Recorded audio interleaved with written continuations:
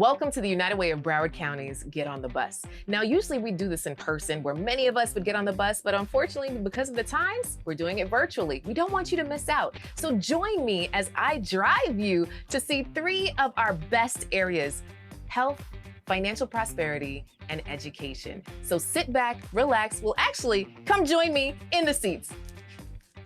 All right, so you can sit on the left, you can sit on the right, get your snacks. Don't forget your notebook.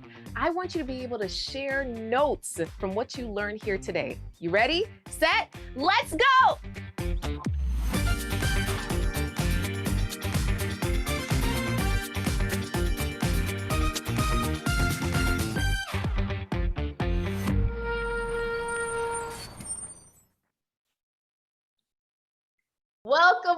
Welcome, everybody. Welcome to our bus tour. So happy to have you. I am your bus captain, Cassandra Enriquez.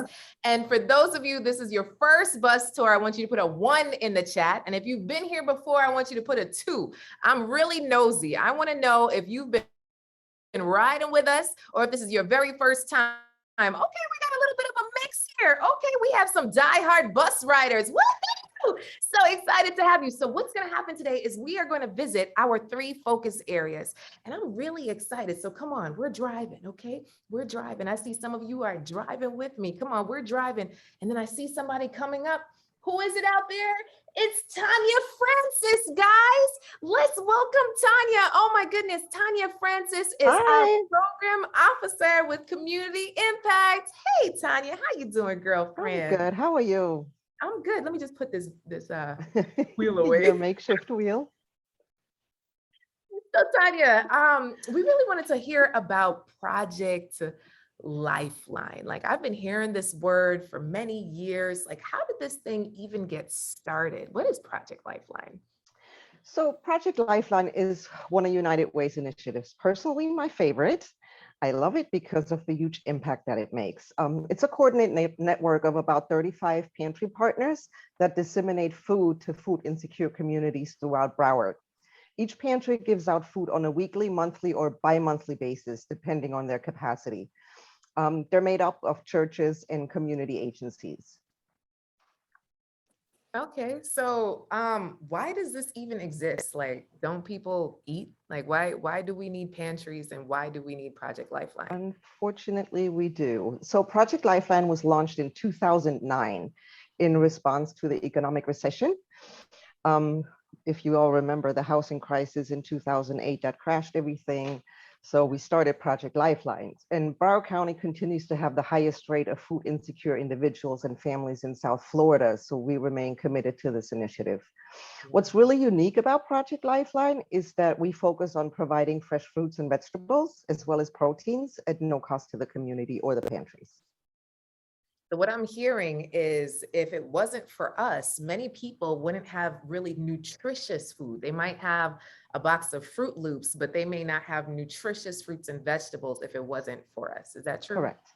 Yes. Ooh, okay. All right. So tell me some of the stats, like what has been some of the impact that we have made? So we've been doing this for 12 years now. And over the last 12 years, we've disseminated 14 million pounds of food. What? And that goes, yes, ma'am. 14 million. 14 million pounds of food. And that gets disseminated to about 40 to 45,000 people each month. 45,000 people. Are you guys hearing this? 45,000 people. Now, some of you may have not eaten breakfast this morning. Like, I didn't eat breakfast this morning, but I do have breakfast in my house. It's just being lazy about it. But there are folks, 45,000 people a month that do not have breakfast, that are able to get it, that do not have lunch, that do not have dinner, that are able to get nutritious meals through the United Way. Oh my goodness, this makes me feel so warm and fuzzy. Anybody else feel warm and fuzzy? Raise your hand, raise your hand. Come on, warm and fuzzies. All right. So what have we been doing with COVID, with Project Lifeline through this whole thing? Oh, COVID. So when United Way engages in any emergency response, we identify what the top need is. So when the pandemic began, we focused on increasing food deliveries to existing pantry partners. And then we added an additional 10 pantry partners throughout Broward where food resources were low. Mm. We also partnered with community agencies that support food distribution to special populations, such as seniors or veterans. And we also teamed up with existing community partners like Feeding South Florida and Meals on Wheels, so we could support their efforts. Wow. Wow. Okay. That's beautiful. I remember during the pandemic, specifically how good volunteers felt to go and drop off meals to homebound veterans and how many of them literally were scared to leave their homes, right? When this whole thing started, we didn't know how to operate. So some folks were hungry at home and didn't have access to food, but because of United Way getting involved, they were able to have food on their table. How exciting. Okay. All right. So do you have a specific story of someone who was impacted through our Project Lifeline, Tanya? Oh, we have many stories. So many individuals were laid off or furloughed, and Mhm. Project Lifeline was really valuable for them because they found themselves in a position that they couldn't provide for their families. So Project Lifeline was really a saving grace for many of them. One particular comes to mind, a 75-year-old who lost her job teaching. Wait a second. Wait a okay, go ahead. Go ahead, Tanya. Oh, yeah, the 75-year-old who lost her job teaching and all of a sudden couldn't meet her monthly expenses anymore. So she reached out to one of our pantry partners and they set her up with food so she would be able to eat. And they also assisted her with applying for SNAP benefits. Mm. So that's really helpful. We also had numerous seniors and veterans, like you just mentioned, they weren't able to leave the house because they were scared or they didn't have a ride. So Project Lifeline was really helpful in that regard as well. Wow. So just imagine, right, guys? So many of us look forward to retirement, or some of you are in retirement and you worked your whole life, but what you worked for wasn't enough.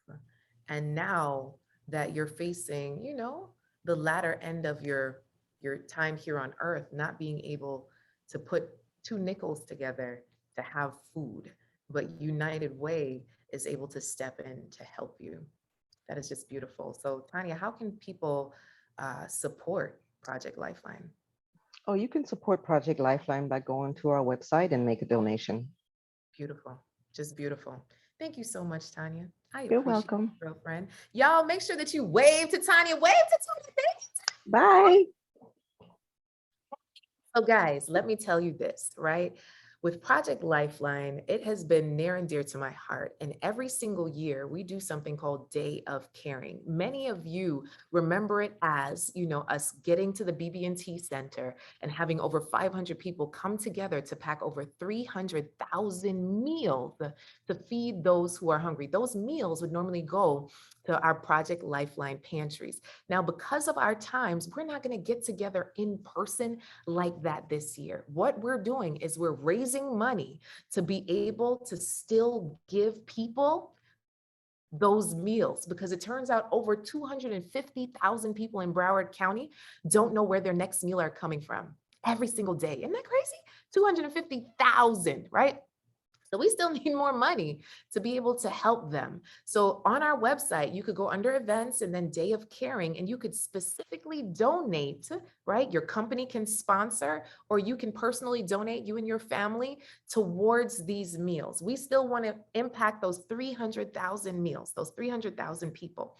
And then on the other side, if you want to do something, join us on December 11th in our parking lot from 10 to 12. We're doing a drive-through celebration where you can have a party with your coworkers, your colleagues, your friends, your family, and actually decorate shoe boxes and fill it with different toiletries that those in need will benefit from. Just imagine not being able to have soap to shower with, right? Like something you take for granted, right? Which place do you get your soap from? Drop it in the chat. Where do you normally buy your soap, right? I personally like the Dollar Tree. Don't judge me, right? And then there's Bath and Body Works and all these other Sephora, fabulous places, right? But some people don't have that luxury, okay?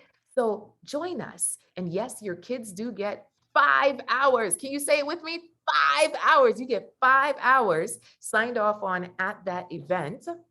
if they decide to take part. So if that's something you'd like to take part in or invite your team, your company, your peoples to be a part of, sign up on our website so we know that you're coming. We want to expect you between 10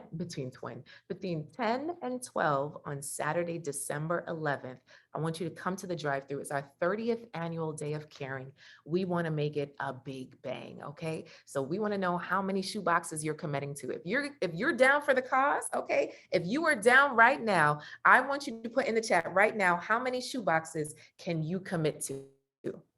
How many? I'm looking at you. How many shoe boxes can you commit to? Let's see if anybody's committing to a shoe box. Come on, let me see some numbers. Let me see some numbers, guys. Let me see some numbers. Oh, we got 20. We got 20. Come on. We got 4. We got 4. Ooh, we got 5. We got 10. Oh, we got 15. We got 25, 10, 15, 20, 35, 40, 45, 50, 55, 60. Oh, I love it. Okay. Whoa, we got 50. Thank you, thank you, thank you. So for those of you who are compelled to either take action in terms of doing shoe boxes or take action in terms of donating or doing both, okay? I am here for all of it. Please visit our website under events, click on Day of Caring, and that is where you can sign up, okay? All right, so now we got to drive. You guys ready? Here we go. Hey, who do I see out there? It's Mabel. Mabel Cologne, is that you? It's been so long. Mabel Cologne is our Choose Peace, Stop Violence program manager. So what's up, Mabel? How you doing, girlfriend? Good morning, good morning. I'm sweating a little bit waiting for the bus to get here, but I'm glad we're on the bus. It's a little hot outside. Come on in, girl. Come on in. Is she on this side? I don't even know if she's on this side, but yeah, come on in. All right, so we want to know about Choose Peace, Stop Violence. Like, why is this program even a thing? Why is this important? Tell us about it, girl. All right. So a little over a decade ago, Choose Peace, Stop Violence was born as a result of bullying and violence incidents between youth in our county. It first started off as a campaign to help promote peaceful and violence-free schools in the county. And over time, it's evolved and even incorporated one of our core pillars, which is our Agents of Change program. Our Agents of Change program is a school-based program where we educate, engage, empower youth to take action on bullying prevention, violence prevention, social justice awareness, and also learn youth leadership skills as well. All with the idea of promoting and having a more positive school climate.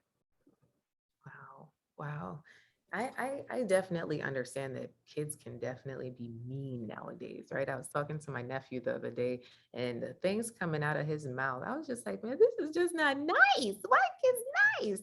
So I absolutely love this program. So what are some of the things that Choose Peace, Stop Violence is known for? Like, what are some of your key events that you have and you circle your efforts around? So we have our kickoff for the school year is our Choose Peace Week that took place a few weeks ago, back in September. That's a way to not only get our schools in the program involved, but also all schools throughout the county, including public, private, and charter schools and community organizations. And then throughout the year, we focus on different prevention and awareness days with the idea that learning about different social issues will result in students being a little bit more understanding of anyone's lived experiences, including observances such as Human Rights Day, Teen Dating Violence Awareness, LGBTQ awareness, and other important social issues. Something I forgot to mention previously is one of the reasons why this program is very important is nationally 1 in 5 youth in the United States report being bullied. However, in Broward County Public Schools, as recently as data from 2019, middle school students, 37% of them in our middle schools reported being bullied, and 17% reported being cyberbullied right here in Broward County. That's specific. 49% reported that they were in a physical fight, and 23% even carried a weapon to school. So this is just telling us how important any sort of bullying prevention program is to our community. Many of us might be aware of the TikTok challenges that have been taking place recently, where students are being encouraged to vandalize school property or steal school property, assaulting teachers by smacking them. There also have been a trend, unfortunately, of school threats as well, where students are putting out threats on social media in regards to their school. So there's a lot happening now that students are now back in school physically. It's been quite an adjustment for a lot of students. So it's just another testament as to why our program is important for our community. Wow. Wow. Oh, that makes me so sad, Mabel, but happy, right? That we've answered the call. The beautiful thing about United Way is we look at what's the need, what's the gap, and what really moves the needle for our people here in our local community. And you're helping to do that. So do you have a specific story that you'd like to share of impact that your program has made? Yeah, so unlike some other programs, we don't have necessarily individual testimonials. We really like to focus on our groups and the school as a whole. So we really focus on improving the school climate. So our data for the past school year wouldn't really be fair, given as most of the students were at school virtually at home. But for the data for from 2018 to the 2019 school year, in our Agents of Change schools alone, bullying incidents decrease at close to 17%. Wow. We're looking to move the needle even more this year, seeing what difference there is between that school year and now, when this school year ends. Also keeping in mind that we have freshmen who pretty much the last time they were in school were probably in the middle of 7th grade. So that's also been an adjustment for students. And same for, our elementary school students, maybe that are starting middle school now. The last time they could have been physically in school was the middle of 4th grade. So there's a lot of adjustments taking place, and we're really looking to help promote students to learn healthy decision-making skills and conflict resolution skills during that. Another piece, last year we had 15 Agents of Change schools, which included about 400 students. And within that number, they were able to impact 24,000 of their peers throughout the county. Amazing. Look at that, guys. It's like a ripple effect we have going on through our kids through this program. Oh my goodness. So how can someone support Choose Peace, Stop Violence? How do we support it? So some of the tangible ways that could be supported throughout all of us, which could take some minimal effort, is by promoting things that we offer to the community, being Choose Peace Week. Although it did pass, it is an annual event. It's been around for about 12 years already. Another way is if you are someone who has expertise in certain topics such as bullying or anything that we cover throughout the year, or may know somebody, please pointing us in that direction so that we can have guest speakers for our students. Sharing opportunities where youth can use their voice to advocate, whether it's a school board meeting, whether it's an opportunity to speak to a local elected official. As part of the youth leadership development piece isn't just serving as elected officers, but allowing the students to feel like they can use their voice and it can be heard outside of their school campus. Planning or hosting a community service project is another thing. Part of our program is we require each group to participate in at least one community service project a year. And actually some of our students have participated in the Day of Caring, and they plan to again this year. So we're looking forward to that, but it's not something that all schools can participate in. So we really like to provide different opportunities for these schools to engage in some sort of community service project that extends outside of their school campus. So those are a couple of ways that our community members could help us in promoting safe and violence-free schools. You're so awesome, Mabel. Oh my goodness. Thank you so much for taking the time to share with us the status of our peace in our community and what we can do better. Thank you, Mabel. So we're going to see you later because we got to go over to the next stop, okay? Okay. All right, guys. Wasn't that amazing? Oh my gosh. I'm hungry. I need a snack. Anyway, so I thought that was really good. How about you? Are you going to do something to be more peaceful? I feel like most adults need those classes. I definitely did not have a conflict resolution class when I was young. And how much better of a human will these kids be because of this program? This is the amazing work that United Way is doing. Listen to me. These are just 3 programs I'm covering. We have like over 100. Okay. It's like a lot that we support out here. Okay. So anyway, we're driving. Here we go. Oh my goodness. I think it's Aisha. Hello, hello, hello. Hello. So everyone, this is Aisha T. McDonald, Director, Training Initiatives and Certified Trauma Expert. Hello, Aisha. Welcome to the Bus Girlfriend. Thank you. Are there safety belts on this bus? Because I'm afraid of potholes. Listen, okay. Just hold on to the side. I'm Jamaican, just hold on. Okay. Anyway, so Aisha. Hi. I am here because I hear you do amazing work with our law enforcement, and I know it is a very hard job for our police officers to serve in today's climate, right? And it's just like, my goodness, there must be so much stress for them to just step out and do their job. Now randomly I'm watching Manifest on Netflix and I somehow feel like I know their plight because I'm watching this show, but I digress. So Aisha, CIT. If you could tell us like what does CIT mean first, and then like why was it even created? So CIT, or our Crisis Intervention Team Training, is a monthly training that we offer to all the law enforcement agencies here in Broward County, including Broward Sheriff Office and every other municipality. We also offer it to our jail deputies who are in the jail facilities and working directly every single day with individuals who've been incarcerated. And so the Crisis Intervention Team Training was really a model that was developed out of Memphis. In the 80s, there was a community police shooting, and immediately everybody's assumption, because it was a Black man who was shot by a white officer, everybody thought it was race related. And we've seen these cases over and over in our news. Upon investigation, they actually realized that it wasn't race related. It was actually an individual who was going through mental health crisis, and the officer who responded on the scene didn't really know how to deal with that person. And so the premise of the crisis intervention team trainings is, let's teach these officers how to deal with individuals who are going through mental health issues.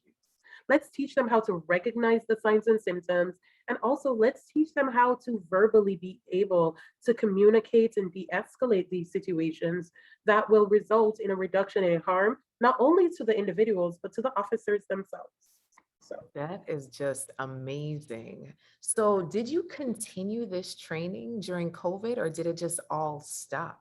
Oh gosh, no. Believe it or not, it would be really hard to get police officers to sit for 40 hours in a week virtually through COVID.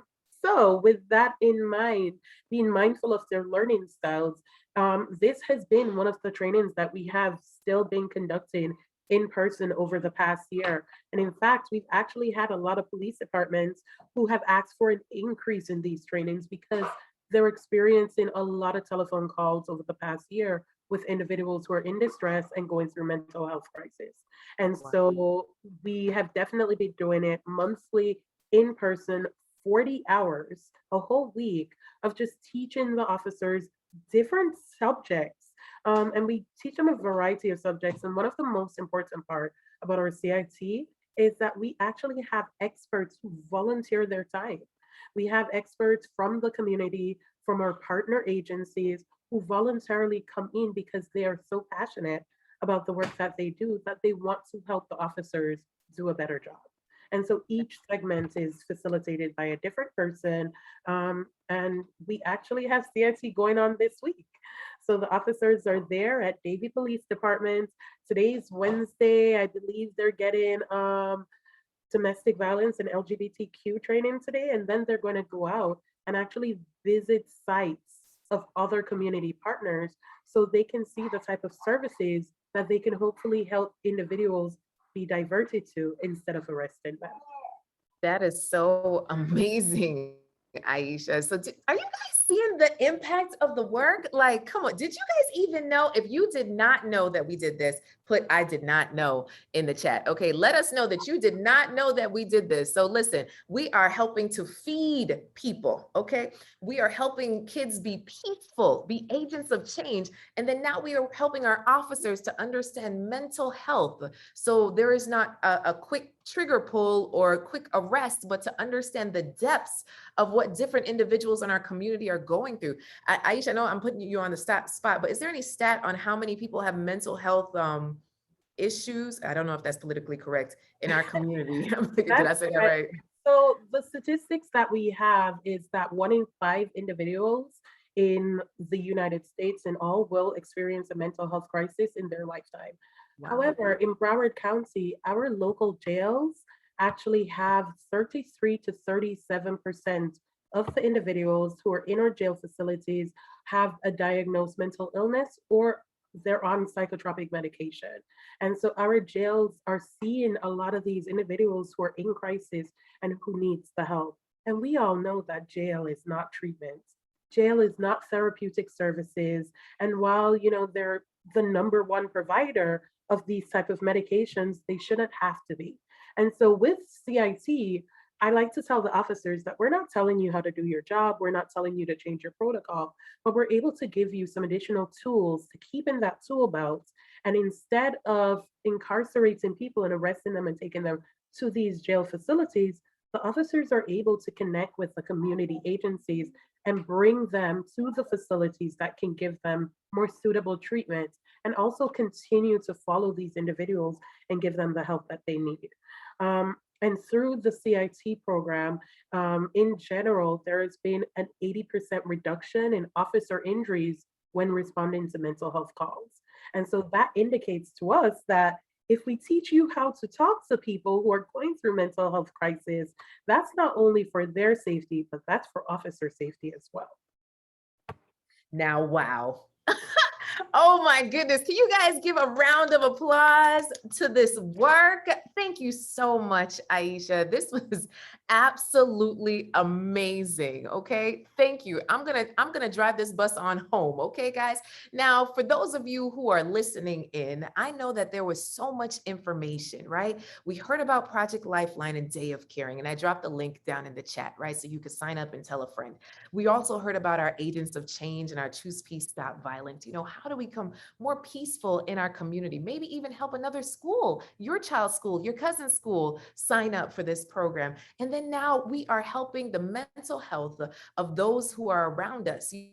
Making sure that our jails are not becoming the therapeutic center, right? Instead, it should be a place where it's punitive and not therapy, right? So we want to make sure that we're getting the therapy to those who need it, and our police officers are also equipped to deal with those situations. Now, man, I am excited, and it's the end of our time. So Carlos, I think you want to take this one away.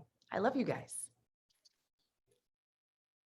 So I hope you enjoyed our bus tour with the United Way of Broward County. Now, what should you do? You have to spread the message. Follow us on social media. And then if your heart has been tugged, please donate today. unitedwaybroward.org/donate. We can only do the amazing work that you learned about today with funding. Hello. And so whatever it is that's in your heart, every amount counts. In the meantime, United, we've got this.